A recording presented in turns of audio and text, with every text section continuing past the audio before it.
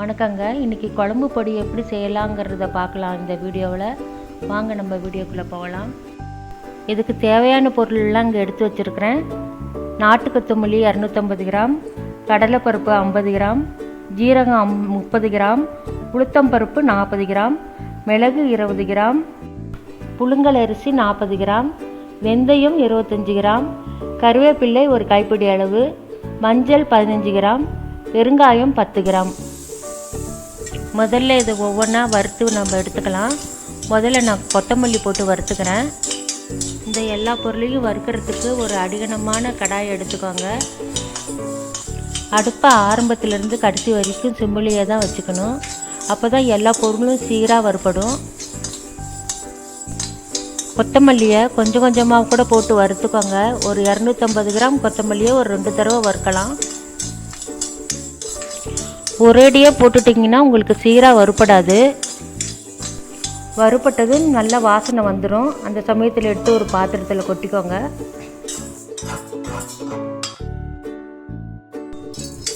இப்போ கடலைப்பருப்பை போட்டுக்கிறேங்க. இதே போலவே கைவிடாமல் நல்லா வறுத்து கொடுங்க. அப்போ தான் அது கரெக்டாக வறுபடும். இது கலர் மாதிரி ஒரு பொன்னிறமாக வந்ததும் போதும் எடுத்துக்கலாம்.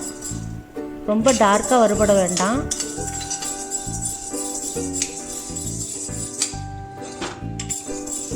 அவ்வளோதான், வறுபட்டுருச்சு. எடுத்து போட்டுக்கலாம்.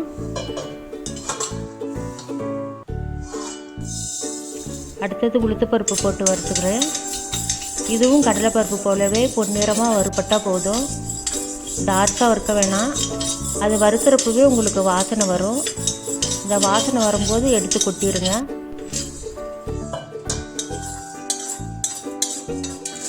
அடுத்தது மிளகு போட்டுக்கிறேன். மிளகை கொஞ்சம் வறுத்து கொடுக்கையிலேயே சீக்கிரமாக வறுபட்டுரும், வாசனையும் வந்துடும். பார்த்து கவனமாக எடுத்து போட்டுக்கோங்க.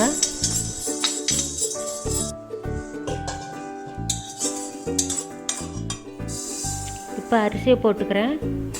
அரிசி வறுக்க வறுக்க பொன்னிறமாக பொரிஞ்சு வந்த மாதிரி இருக்கும். அப்போ எடுத்து போட்டுக்கோங்க.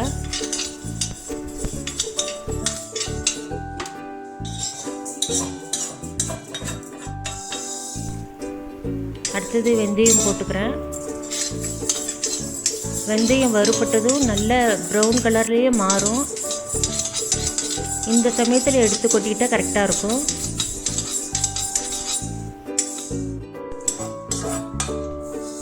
அடுத்தது ஜீரகம் போட்டு வறுத்துக்கிறேங்க. இதே போலவே நீங்களும் எல்லா பொருளையும் தனித்தனியாகவே வறுக்கணும். ஏன்னா ஒவ்வொரு பொருளும் வறுபடுறதுக்கு ஒவ்வொரு டைம் எடுத்துக்கும். அதனால தான் நம்ம தனித்தனியாக வறுத்துக்கிறோம். ஜீரகத்தை எடுத்து கொட்டிட்டு அடுத்தது பெருங்காயம் போட்டுக்கலாம். அது பொரிஞ்சு வந்துடும் சீக்கிரமாகவே. எடுத்து கொட்டிக்கோங்க. அடுத்தது அடுப்பை ஆஃப் பண்ணிக்கோங்க. அந்த சூட்லேயே கருவேப்பிலையும் கொஞ்சம் வறுத்துக்கோங்க. நம்ம செய்கிற இந்த பொடியை குழம்பு, கூட்டு வகைகளுக்கு, சாம்பார் வகைகளுக்கு யூஸ் பண்ணிக்கலாம். இதில் நான் மிளகாய் சேர்க்கல. நீங்கள் சமைக்கிறப்போ காரத்துக்கு ஏற்ற மாதிரி மிளகாய் தூள் சேர்த்துக்கோங்க.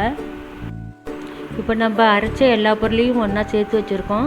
இதோட ஒரு 15 கிராம் விராலி மஞ்சளையும் சேர்த்து மிஷினில் கொடுத்து நல்லா நைஸாக அரைச்சிக்கோங்க. மிக்சியில் போட வேண்டாம், உங்களுக்கு பவுடர் அவ்வளோ நைஸாக வராது.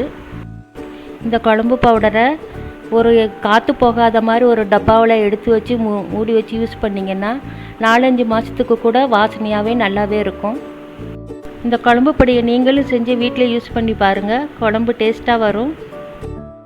இந்த ரெசிபி உங்களுக்கு பிடிச்சிருந்தா லைக் பண்ணுங்கள், ஃப்ரெண்ட்ஸுக்கெல்லாம் ஷேர் பண்ணுங்கள். மறக்காமல் சேனலை சப்ஸ்கிரைப் பண்ணுங்கள்.